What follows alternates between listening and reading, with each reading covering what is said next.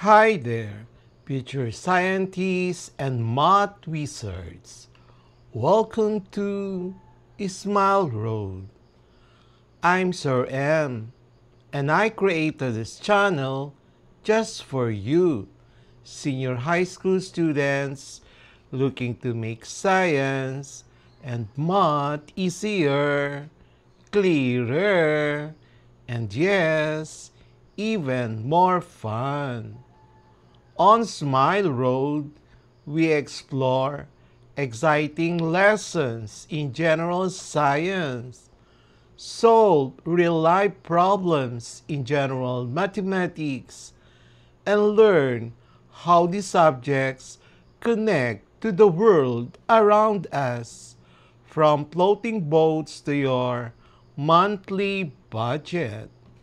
Each meeting, I'll guide you through lessons using simple explanations, real life examples, and even a few challenges to keep your brain sharp. Whether you're reviewing for exams, catching up on class topics, or just curious about how the world works, you're in the right place. Don't forget to hit that like, subscribe, and notification bell so you won't miss any of our learning adventures here on Smile Road. So, are you ready to start this journey with me? Let's walk the road of knowledge with a smile. Our topic for today is about evaluating the truth values of propositions in real life situations.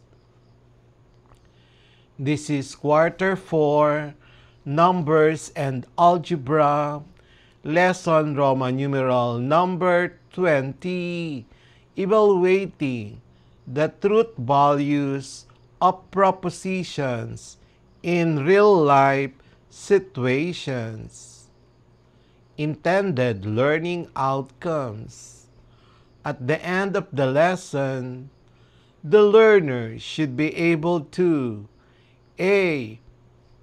Define and explain the concept of propositions and truth values. Identify propositions in everyday practical situations. Determine whether a given proposition is true or false based on real-world conditions. Differentiate between simple propositions and compound propositions. Apply legal reasoning to assess the truth values of conditional, conjunctive, disjunctive, and negated propositions. Develop critical thinking by justifying the truth or falsity of propositions with evidence. Illustrate the importance of truth values in decision making, problem solving, and daily life reasoning. What is a proposition? A proposition is a declarative statement that can be judged as either true or false, but not both at the same time. Example, the earth orbits the sun, and that is true. 5 plus 3 is equal to 9, and that is false. Not all statements are propositions. Questions, commands, and exclamations do not have Truth values. Truth values in practical situations.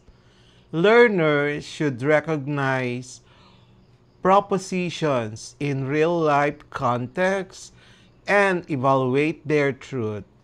Simple propositions. Manila is the capital of the Philippines, and that is true. All birds can swim, and that is false. Compound propositions. Conjunction. The symbol P and Q and true if both parts are true. It is raining and the ground is wet. Disjunction. P or Q or true if at least one part is true. Today is Saturday or Sunday. Negation. Not P. Not reverses the truth value. If P, it is sunny, it is true. Not P, it is not sunny, and that is false. Conditional.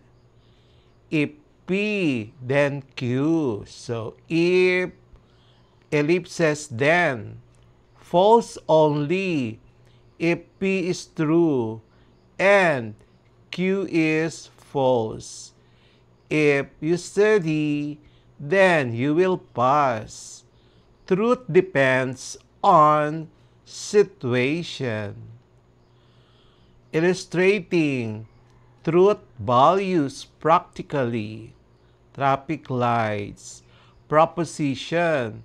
If the traffic light is red, then vehicles must stop. Truth value. True, based on traffic rules.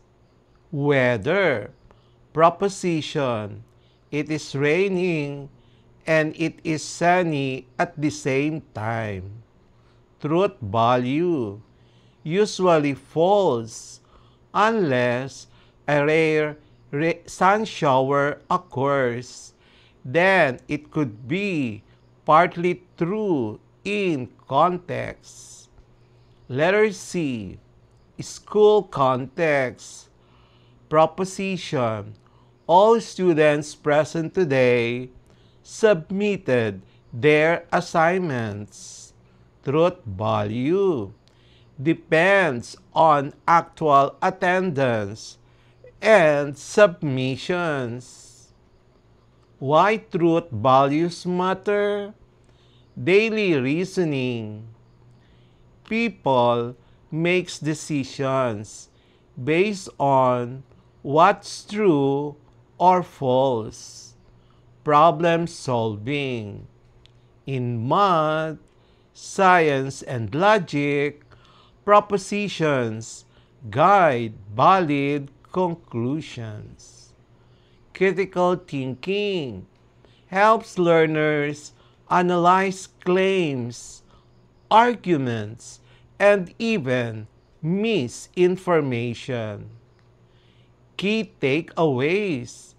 The learners can connect logical truth values to real-life practical situations, enhancing both their reasoning and analytical skills. Practice problems for Quarter 4, Numbers and Algebra, Lesson Roman numeral number 20, Evaluating the Truth Values of Propositions in Real-Life Situations. Direction. Determine the truth values of propositions in practical situations. Manila is the capital of the Philippines. Given, Manila is the capital of the Philippines, Required. Determine truth value. Solution. The capital of the Philippines is Manila. So, the final answer, true. Number 2. 2 plus 2 is equal to 5. So, given 2 plus 2 is equal to 5. Required. Determine truth value. Solution. Correct addition gives 2 plus 2 equal to 4. Final answer, false. Number 3. The Pacific Ocean is larger than the Atlantic Ocean. Given. The Pacific Ocean is larger than the Atlantic Ocean. Required. Determine truth value. Solution. The Pacific Ocean is the largest ocean, larger than the Atlantic. So, final answer, true. Number 4. All mammals lay eggs. Given. All mammals lay eggs. Required. Determine truth value. Solution. Most mammals give live birth. Only monotremes, platypus, echidna, lay eggs. Final answer, false. Number 5. The Eiffel Tower is located in Paris. So, given the Eiffel Tower is located in Paris, required. Determine truth value. So, solution, the Eiffel Tower is in Paris, France. Final answer, true. Number 6. The square root of 16 is 5. Given. The square root of 16 is 5. Required. Determine truth value. Solution. Square root of 16 is equal to 4, not 5. Final answer, false. Number 7. Every triangle has 3 sides. Given. Every triangle has 3 sides. Required. Determine truth value. Solution. By definition, a triangle has 3 sides. Final answer, true. Number 8. A leap year has 365 days. Given. A leap year has 365 days. Required. Determine truth value. The solution, a leap year has 366 days.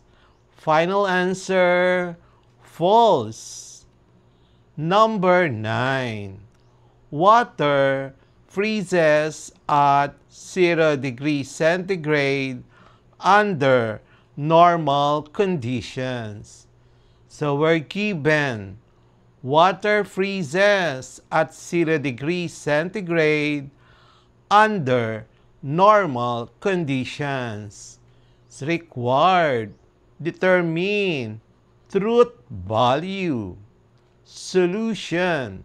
At standard atmospheric pressure, freezing point of water is 0 degrees centigrade.